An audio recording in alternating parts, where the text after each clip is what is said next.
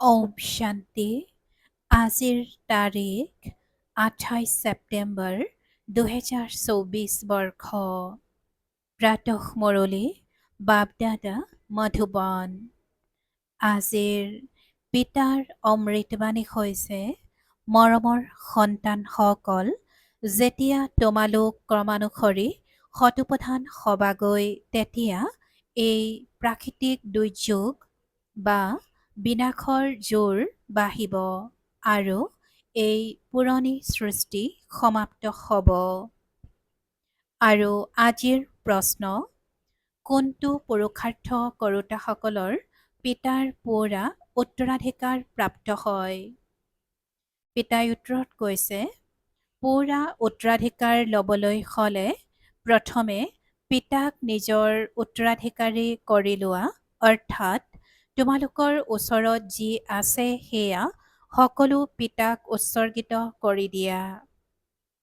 পিতাক নিজৰ সন্তান কৰি লোৱা, তেতিয়া পুৰা উত্তৰাধিকাৰৰ অধিকাৰী হৈ যাবা। দ্বিতীয়তে, সম্পূৰ্ণ পবিত্ৰ হোৱা, তেতিয়া পুৰা উত্তৰাধিকাৰ পাই যাবা। সম্পূৰ্ণ পবিত্ৰ নহ'লে শাস্তি খাই এটুকুৰা ৰুটি অৰ্থাৎ অলপ প্ৰাপ্তি পাবা। ওম শান্তি। সন্তানসকল, কেৱল এজনৰ স্মৃতিত বহিব নালাগে। পিতাই কৈছে যে সন্তানসকল কেৱল এজনৰ স্মৃতিত বহিব নালাগে, তিনিওজনৰ স্মৃতিত বহিব লাগে। যদিও বা এজনেই, কিন্তু তোমালোকে জানা যে তেওঁ পিতাও হয়, শিক্ষকো হয় আৰু সদ্গুৰু হয়। আমাক সকলোকে উভতাই লৈ যাবলৈ আহিছে। এই নতুন কথাবোৰ তোমালোকেহে বুজি পোৱা। পিতাই কৈছে যে আমাক সকলোকে উভতাই লৈ যাবলৈ পিতা আহিছে আৰু এই নতুন কথাবোৰ তোমালোকেহে বুজি পোৱা। সন্তানসকলে জানে, যিসকলে ভক্তি শিকায়, শাস্ত্ৰ শুনায়, সেই সকলোবোৰ হৈছে মনুষ্য। এওঁকতো মনুষ্য বুলি কোৱা নহ'ব, এওঁতো হৈছে নিৰাকাৰ। নিৰাকাৰ আত্মাসকলক বহি পঢ়ায়, আত্মাই শৰীৰৰ দ্বাৰা শুনে। এই জ্ঞান বুদ্ধিত থাকিব লাগে। এতিয়া তোমালোক বেসদৰ পিতাৰ স্মৃতিত বহি আছা। বেসদৰ পিতাই কৈছে, আত্মিক সন্তানসকল, মোক স্মৰণ কৰিলে পাপ খণ্ডন হ'ব। ইয়াত শাস্ত্ৰ আদিৰ কোনো কথা নাই। জানা যে পিতাই আমাক ৰাজযোগ শিকাই আছে। কিমান মহান শিক্ষক, উচ্চতকৈও উচ্চ, সেয়েহে পদো উচ্চতকৈও উচ্চ প্ৰাপ্ত কৰায়। যেতিয়া তোমালোক পুৰুষাৰ্থৰ ক্ৰম অনুসৰি শতোপধান হৈ যাবা, তেতিয়া পুনৰ যুদ্ধ হ'ব, প্ৰাকৃতিক দুৰ্যোগো হ'ব। স্মৰণো নিশ্চয় কৰিব লাগে, বুদ্ধিত গোটেই জ্ঞানো থাকিব লাগে। কেৱল এবাৰেই পুৰুষোত্তম সংগম যুগত পিতা আহি বুজাই, নতুন সৃষ্টিৰ কাৰণে শিশুসকলেও পিতাক স্মৰণ কৰে। তোমালোকতো বুদ্ধিমান, জানা যে পিতাক স্মৰণ কৰিলে বিকৰ্ম বিনাশ হ'ব আৰু পিতাৰ পৰা উচ্চ পদ প্ৰাপ্ত কৰিম। এইটোও জানা যে এই লক্ষ্মীনাৰায়ণে নতুন সৃষ্টিত যি পদ প্ৰাপ্ত কৰিছে, সেয়া শিৱ বাবাৰ পৰাই প্ৰাপ্ত কৰিছে। এই লক্ষ্মীনাৰায়ণেই আকৌ 84 চক্ৰ লগাই এতিয়া ব্ৰহ্মা সৰস্বতী হৈছে। এওঁলোকেই পুনৰ লক্ষ্মীনাৰায়ণ হ'বগৈ। এতিয়া পুৰুষাৰ্থ কৰি আছে। তোমালোকৰ সৃষ্টিৰ আদি মধ্য অন্তৰ জ্ঞান আছে। এতিয়া তোমালোকে অন্ধশ্ৰদ্ধাৰে দেৱতাসকলৰ আগত গৈ শিৰ নত কৰা। দেৱতাসকলৰ আগত মনুষ্য গৈ নিজকে পতিত বুলি সিদ্ধ কৰে। এনেকৈ কয়, আপুনি সৰ্বগুণ সম্পন্ন, মই পাপী বিকাৰী, কোনো গুণ নাই। তোমালোকে যাৰ মহিমা গাইছিলা, এতিয়া তোমালোক নিজে সেয়া হৈ আছা। কয়, বাবা, এই শাস্ত্ৰ আদি পঢ়া কেতিয়াৰ পৰা আৰম্ভ হৈছে? পিতাই কয়, যেতিয়াৰ পৰা ৰাৱণ ৰাজ্য আৰম্ভ হৈছে। এই সকলোবোৰ হৈছে ভক্তিৰ সামগ্ৰী। তোমালোক যেতিয়া ইয়াত বহা, তেতিয়া বুদ্ধিত গোটেই জ্ঞান ধাৰণ হৈ যাব। অৰ্থাৎ পিতাই কৈছে যে তোমালোকে যেতিয়া ইয়াত বহা, তেতিয়া বুদ্ধিত গোটেই জ্ঞান ধাৰণা হ'ব লাগে। এই শাস্ত্ৰৰ পিতাই কৈছে যে এই সংস্কাৰ আত্মাই লৈ যাব। এই সংস্কাৰ আত্মাই লৈ যাব। ভক্তিৰ সংস্কাৰ নাযায়। ভক্তিৰ সংস্কাৰধাৰী লোকসকলে পুৰণি সৃষ্টিত মনুষ্যৰ ওচৰতেই জন্ম ল'ব। পিতাজী কৈছে যে ভক্তিৰ সংস্কাৰধাৰী লোকসকলে পুৰণি সৃষ্টিত মনুষ্যৰ ওচৰতেই জন্ম ল'ব। এয়াও নিশ্চিত। তোমালোকৰ বুদ্ধিত এই জ্ঞানৰ চক্ৰ চলিব লাগে। লগতে বাবাকো স্মৰণ কৰিব লাগে। বাবা আমাৰ পিতাও হয়। পিতাক স্মৰণ কৰিলে বিকৰ্ম বিনাশ হ'ব। আৰু বাবা আমাৰ শিক্ষকো হয়। গতিকে পঢ়াৰ কথা বুদ্ধিত আহিব আৰু সৃষ্টিৰ চক্ৰৰ জ্ঞানো বুদ্ধিত আছে। যাৰ দ্বাৰা তোমালোক চক্ৰৱৰ্তী ৰজা হবাগৈ। স্মৃতিৰ যাত্ৰা চলি আছে। পিতাই কৈছে যে স্মৃতিৰ যাত্ৰা চলি আছে। ওম শান্তি। ভক্তি আৰু জ্ঞান। পিতাক জ্ঞানৰ সাগৰ বুলি কোৱা হয়। তেওঁ ভক্তিৰ বিষয়ে সম্পূৰ্ণ জ্ঞাত। ভক্তি কেতিয়া আৰম্ভ হ'ল, কেতিয়া পূৰা হ'ব, মনুষ্যই এই বিষয়ে অজ্ঞাত। পিতাহে আহি বুজায়, সত্যযুগত তোমালোক দেৱী দেৱতা বিশ্বৰ মালিক আছিলা, তাত ভক্তিৰ নাম নাই। এটাও মন্দিৰ নাছিল, সকলো দেৱী দেৱতাই আছিল। পাছলৈ যেতিয়া সৃষ্টি আধা পৌৰাণিক হয়, অৰ্থাৎ 2500 বছৰ পূৰা হয়, অথবা ত্ৰেতা আৰু দাপৰৰ সংগম হয়, তেতিয়া ৰাৱণ আহে। সংগমতো নিশ্চয় লাগে। পিতাই কৈছে যে সংগম নিশ্চয় লাগে। ত্ৰেতা আৰু দাপৰৰ সংগমত ৰাৱণ আহে, যেতিয়া দেৱী দেৱতাসকল বাম অৰ্থাৎ বিকাৰী মাৰ্গত অধঃপতিত হয়। এয়া তোমালোকৰ বাহিৰে অন্য কোনেও নাজানে। পিতাও আহে কলিযুগৰ অন্ত আৰু সত্যযুগৰ আদিৰ সংগমত, আৰু ৰাৱণ আহে ত্ৰেতাত। আৰু পিতাই কৈছে যে ৰাৱণ আহে ত্ৰেতা আৰু দাপৰৰ সংগমত। পিতাই যিটো স্পষ্ট কৰি কৈছে যে পিতাও আহে কলিযুগৰ অন্তত আৰু সত্যযুগৰ আদিৰ সংগমত। পিতাও আহে কলিযুগৰ অন্ত আৰু সত্যযুগৰ আদিৰ সংগমত, আৰু ৰাৱণ আহে ত্ৰেতা আৰু দাপৰৰ সংগমত। এতিয়া সেই সংগমক কল্যাণকাৰী বুলি কোৱা নহয়, তাকো অকল্যাণকাৰী বুলিয়েই কোৱা হ'ব। পিতাৰহে নাম কল্যাণকাৰী। দাপৰৰ পৰা অকল্যাণকাৰী যুগ আৰম্ভ হয়, আৰু পিতাটো হৈছে শ্ৰোতন্য বীজৰূপ। তেওঁৰ গোটেই বৃক্ষৰ জ্ঞান আছে। সেই বীজো যদি শ্ৰোতন্য হয়, তেন্তে বুজালেহেঁতেন মোৰ পৰা এই বৃক্ষ কেনেকৈ অংকুৰিত হয়। কিন্তু জড় হোৱাৰ কাৰণে ক'ব নোৱাৰে। আমি বুজিব পাৰোঁ যে বীজ ৰোপণ কৰিলে প্ৰথমে সৰু পুলি অংকুৰিত হৈ ওলায়, পাছত ডাঙৰ হৈ ফল দিবলৈ আৰম্ভ কৰে। কিন্তু চৈতন্যইহে সকলো বুজাব পাৰে। জগতততো আজিকালি মনুষ্যই কি কৰি থাকে, উদ্ভাৱন কৰিয়েই থাকে। চন্দ্ৰত যাবলৈ চেষ্টা কৰে। এই সকলোবোৰ কথা এতিয়া তোমালোকে শুনি আছা। চন্দ্ৰৰ ফালে কিমান উচ্চলৈ লাখ লাখ মাইললৈকে যায় এইটো পৰীক্ষা কৰিবলৈ, বা চন্দ্ৰ কি বস্তু, সমুদ্ৰৰ কিমান গভীৰলৈকে যায় পৰীক্ষা কৰে, কিন্তু অন্ত পাব নোৱাৰে।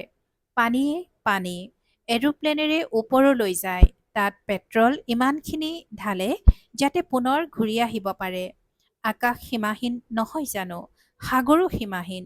যেনেকৈ এওঁ বেহদৰ জ্ঞানৰ সাগৰ, আৰু সেয়া হৈছে পানীৰ সীমাহীন সাগৰ। আকাশ তত্ত্বও সীমাহীন, ধৰণীও সীমাহীন। পিতাই কৈছে যে আকাশ তত্ত্বও সীমাহীন আৰু ধৰণীও সীমাহীন হৈ থাকে। সাগৰৰ তলত আকৌ ধৰণী আছে। পাহাৰ কিহৰ ওপৰত থিয় হৈ আছে? ধৰণীৰ ওপৰত। আকৌ ধৰণীক খান্দিলে পাহাৰ ওলাই আহে, তাৰ তলত আকৌ পানীও ওলাই আহে।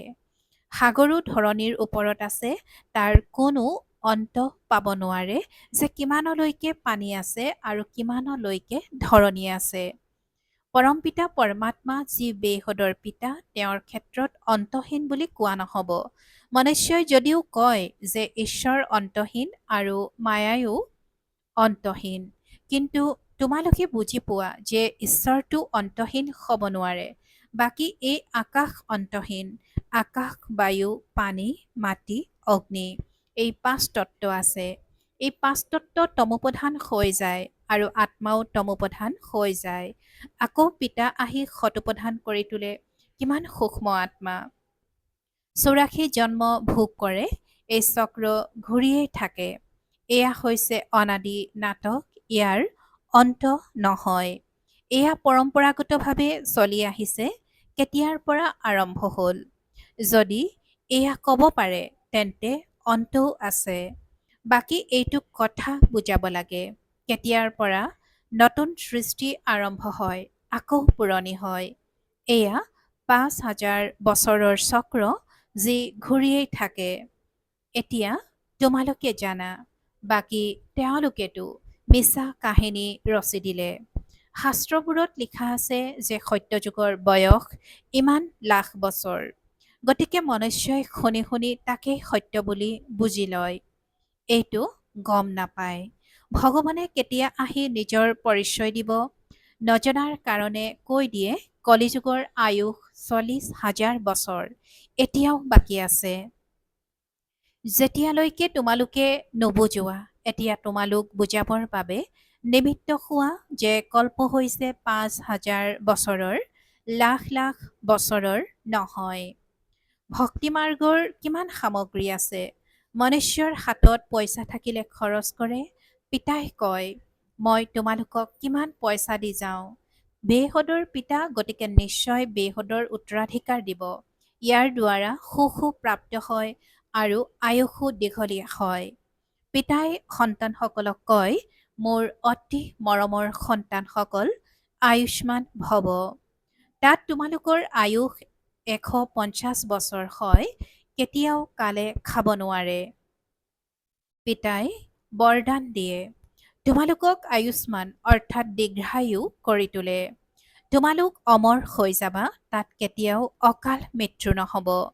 তাত তোমালোক বহুত সুখী হৈ থাকা। সেয়েহে সুখধাম বুলি কোৱা হয়। আয়ুসো দীঘলীয়া হয়, ধনো বহুত প্ৰাপ্ত হয়, সুখো বহুত থাকে।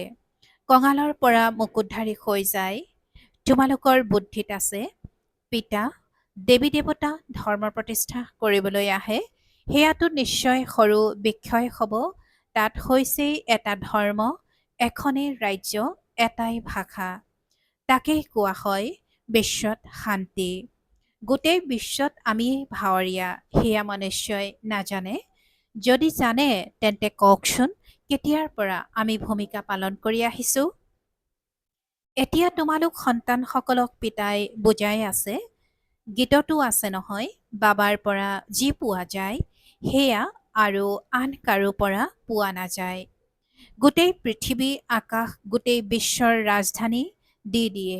এই লক্ষ্মীনাৰায়ণ বিশ্বৰ মালিক আছিল। পাছত যিসকল ৰজা আদি হয় তেওঁলোক ভাৰতৰ আছিল।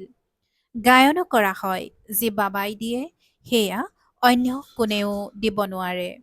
পিতাহে আহি প্ৰাপ্তি কৰায়। গতিকে এই গোটেই জ্ঞান বুদ্ধিত থাকিব লাগে, যাতে যিকোনো লোককেই বুজাব পাৰা। ইমানখিনি বুজিব লাগে। এতিয়া বুজাব কোনে পাৰিব? পিতাই সুধিছে যে এতিয়া বুজাব কোনে পাৰিব? যি বন্ধনমুক্ত হ'ব। বাবাৰ ওচৰলৈ যেতিয়া কোনোবা আহে তেতিয়া বাবাই সোধে কেইটা সন্তান আছে। তেতিয়া কয় 5টা সন্তান নিজৰ আৰু 6ষ্ঠ সন্তানটি হৈছে শিৱ বাবা। তেন্তে নিশ্চয় সকলোতকৈ ডাঙৰ সন্তান নহ'ল জানো? শিৱ বাবাৰ হৈ গ'ল। গতিকে শিৱ বাবাই আকৌ নিজৰ সন্তান কৰি বিশ্বৰ মালিক কৰি তোলে। সন্তানসকল উত্তৰাধিকাৰী হৈ যায়। এই লক্ষ্মীনাৰায়ণ শিৱ বাবাৰ সম্পূৰ্ণ উত্তৰাধিকাৰী হয়। আগৰ জন্মত শিৱ বাবাক সকলো দি দিলে। গতিকে সন্তানসকলে উত্তৰাধিকাৰ নিশ্চয় পোৱা উচিত। বাবাই ক'লে, মোক উত্তৰাধিকাৰী কৰি লোৱা আৰু দ্বিতীয় কোনো নাই। কয়, বাবা এই সকলোবোৰ আপোনাৰ আৰু আপোনাৰ সকলো মোৰ। আপুনি মোক গোটেই বিশ্বৰ বাদশ্বাহী উত্তৰাধিকাৰত দিয়ে। কোনো পিতাই কৈছে যে আপুনি মোক গোটেই বিশ্বৰ বাদশ্বাহী উত্তৰাধিকাৰত দিয়ে, কিয়নো মোৰ যি আছিল সেয়া সকলোবোৰ দি দিলোঁ। ড্ৰামাৰ নিৰ্ধাৰিত হৈ আছে নহয়। পিতাই কৈছে যে ড্ৰামাত নিৰ্ধাৰিত হৈ আছে নহয়। অৰ্জুনক বিনাশো দেখুৱালে আৰু চতুৰ্ভুজো দেখুৱালে। অৰ্জুন কোনো অন্যটো নহয়, এওঁৰ সাক্ষাৎকাৰ হ'ল। দেখিলে ৰাজ্য প্ৰাপ্ত হয়, তেন্তে কিয়নো শিৱ বাবাক উত্তৰাধিকাৰী কৰি নলওঁ, তেওঁ আকৌ আমাক উত্তৰাধিকাৰী কৰি লয়। এই চুক্তিটো বহুত ভাল, কেতিয়াও কাকো একো নুসুধিলে, গুপ্তভাৱে সকলোবোৰ দিলে। ইয়াক গুপ্ত দান বুলি কোৱা হয়। অন্যই কি জানে, এওঁলোকৰ যি হৈ গ'ল কোনোৱে বুজিলে আৰু এওঁলোকৰ বৈৰাগ্য উপজিল, সন্ন্যাসী হৈ গ'ল। গতিকে এই কন্যাসকলেও কয় 5টি সন্তান নিজৰ, বাকী এটি সন্তান আমি এওঁক কৰি ল'ম। এওঁ সকলোবোৰ বাবাৰ আগত ৰাখি দিলে, যাৰ দ্বাৰা বহুতৰে সেৱা হ'ব। পিতাজী কৈছে যে কন্যাসকলেও কয় যে 5টি সন্তান নিজৰ, বাকী এটি সন্তান আমি এওঁক কৰি ল'ম। এওঁ সকলোবোৰ বাবাৰ আগত ৰাখি দিলে, যাৰ দ্বাৰা বহুতৰে সেৱা হ'ব। বাবাক দেখি সকলোৰে খেয়াল চলিল। সকলোৱে ঘৰ সংসাৰ এৰি দৌৰি আহিল। তাৰ পৰাই হুলস্থুল আৰম্ভ হ'ল। ঘৰ সংসাৰ এৰাৰ তেওঁলোকে সাহস দেখুৱালে। শাস্ত্ৰটোত লিখা আছে, ভাতী তৈয়াৰ হৈছিল কিয়নো তেওঁলোকক একান্তৰ নিশ্চয় প্ৰয়োজন। পিতাৰ বাহিৰে অন্য কোনো যাতে স্মৃতিত নাথাকে, মিত্ৰ সম্বন্ধীয়ৰ স্মৃতিও যাতে নাথাকে, কিয়নো আত্মা যি পতিত হৈ গ'ল তাক নিশ্চয় পাৱন কৰি তুলিব লাগে। পিতাই কয় গৃহস্থালীত থাকি পবিত্ৰ হোৱা, এই ক্ষেত্ৰতে সমস্যাৰ সৃষ্টি হয়। কৈছিল এয়া স্ত্ৰী পুৰুষৰ মাজত কাজিয়া লগোৱা জ্ঞান, কিয়নো এগৰাকী পবিত্ৰ হ'লে আনগৰাকী নহ'লে তেতিয়া মাৰামাৰি লাগি যায়।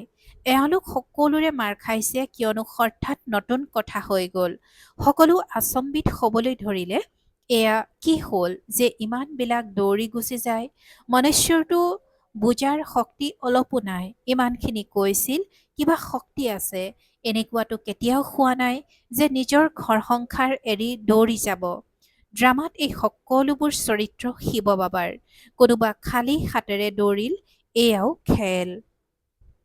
ঘৰ সংসাৰ সকলো এৰি দৌৰিল, একোৱে স্মৃতিত নাথাকিল, বাকী কেৱল এয়া শৰীৰ আছে, যাৰ দ্বাৰা কাম কৰিব লাগে। আত্মাকো স্মৃতিৰ যাত্ৰাৰ দ্বাৰা পবিত্ৰ কৰি তুলিব লাগে, তেতিয়াহে পবিত্ৰ আত্মাসকল উভতি যাব পাৰিব। স্বৰ্গলৈ অপবিত্ৰ আত্মাটো যাব নোৱাৰে, নিয়ম নাই। মুক্তিধামত পবিত্ৰহে লাগে। পবিত্ৰ হোৱাৰ ক্ষেত্ৰতে কিমান বিঘিনি আহে। আগতে কোনো সৎসংগ আদিত যাবৰ কাৰণে বাধা প্ৰদান কৰা নহৈছিল। যিকোনো সৎসংগলৈ গুচি গৈছিল। ইয়াত পবিত্ৰতাৰ কাৰণে বিঘিনি আহে, এইটো বুজি পাই যে পবিত্ৰ নোহোৱাকৈ ঘৰলৈ উভতি যাব নোৱাৰো। ধৰ্মৰজাৰ দ্বাৰা শাস্তি খাব লাগিব, শাস্তি খাই অলপ প্ৰাপ্তি হ'ব, শাস্তি নাখালে পদো ভাল প্ৰাপ্ত হ'ব। এয়া বুজিবলগীয়া কথা। পিতাই কয়, অতি মৰমৰ সন্তানসকল, তোমালোক মোৰ ওচৰলৈ আহিব লাগে। এই পুৰণা শৰীৰ ত্যাগ কৰি পবিত্ৰ আত্মা হৈ আহিব লাগে। পিতাই কৈছে যে এই পুৰণা শৰীৰ ত্যাগ কৰি পবিত্ৰ আত্মা হৈ আহিব লাগে। আকৌ যেতিয়া পাঁচতত্ব শতোপধান নতুন হৈ যাব, তেতিয়া তোমালোকে নতুন শতোপধান শৰীৰ পাবা। গোটেইবোৰ উথল পুথল হৈ নতুন হৈ যাব। যেনেকৈ বাবা এওঁৰ শৰীৰত আহি বহে, তেনেকৈ আত্মাই কোনো কষ্ট নোপোৱাকৈ গৰ্ভমহলত গৈ বহিব। আকৌ যেতিয়া সময় হয়, তেতিয়া বাহিৰলৈ ওলাই আহে, তেতিয়া যেন বিজুলী চমকি উঠে, কিয়নো আত্মা পবিত্ৰ। এই সকলোবোৰ ড্ৰামাত নিৰ্ধাৰিত হৈ আছে। ভাল বাৰু, অতি মৰমৰ কল্পৰ পাছত পুনৰাই মিলিত হোৱা সন্তানসকলৰ প্ৰতি মাতা পিতা বাপ দাদাৰ স্নেহপূৰ্ণ স্মৰণ আৰু সুপ্ৰভাত। আত্মিক পিতাৰ আত্মিক সন্তানসকলক নমস্কাৰ আৰু আত্মিক সন্তানসকলৰ আত্মিক মাত পিতা আৰু বাপ দাদাৰ প্ৰতি স্নেহপূৰ্ণ স্মৰণ আৰু সুপ্ৰভাত আৰু নমস্কাৰ নমস্কাৰ নমস্কাৰ। আৰু আজিৰ ধাৰণাৰ বাবে মুখ্য সাৰ, প্ৰথমতে আত্মাক পাৱন কৰিবৰ কাৰণে একান্তৰ ভাতিত থাকিব লাগে। একমাত্ৰ পিতাৰ বাহিৰে অন্য কোনো মিত্ৰ সম্বন্ধীয় যাতে স্মৃতিলৈ নাহে। দ্বিতীয়তে বুদ্ধিত গোটেই জ্ঞান ধাৰণ কৰি বন্ধনমুক্ত হৈ অন্যৰ সেৱা কৰিব লাগে। পিতাৰ সৈতে সঁচা চুক্তি কৰিব লাগে। যেনেকৈ পিতাই সকলোবোৰ গুপ্তভাৱে কৰিলে তেনেকৈ গুপ্ত দান কৰিব লাগে। আৰু আজিৰ পিতাৰ বৰদান। মায়াৰ ভয়ানক ৰূপৰ খেল সাক্ষী হৈ প্ৰত্যক্ষ কৰোঁতা মায়াজিত হোৱা। মায়াৰ ভয়ানক ৰূপৰ খেল সাক্ষী হৈ প্ৰত্যক্ষ কৰোঁতা মায়াজিত হোৱা। আৰু আজিৰ বৰদানৰ ব্যাখ্যা। মায়াক স্বাগত জনাওঁতাসকলৰ মায়াৰ ভয়ানক ৰূপ দেখি ভীতিগ্ৰস্ত নহয়। পিতাই কৈছে যে মায়াক স্বাগত জনাওঁতাসকল মায়াৰ ভয়ানক ৰূপ দেখি ভীতিগ্ৰস্ত নহয়। সাক্ষী হৈ খেল উপভোগ কৰিলে মজা লাগে, কিয়নো মায়াৰ ব্যাহিক ৰূপ সিংহৰ দৰে, কিন্তু শক্তি মেকুৰীৰ সমানো নহয়। কেৱল তোমালোকে ভীতিগ্ৰস্ত হৈ মায়াক ডাঙৰ কৰি দিয়া। কি কৰোঁ, কেনেকৈ কৰোঁ, কিন্তু এইটোৱে পাঠ স্মৃতিত ৰাখা যে যি হৈ আছে সেয়া ভাল আৰু যি হ'বলগীয়া আছে সেয়া আৰু ভাল। সাক্ষী হৈ খেল প্ৰত্যক্ষ কৰিলে মায়াজিত হৈ যাবা।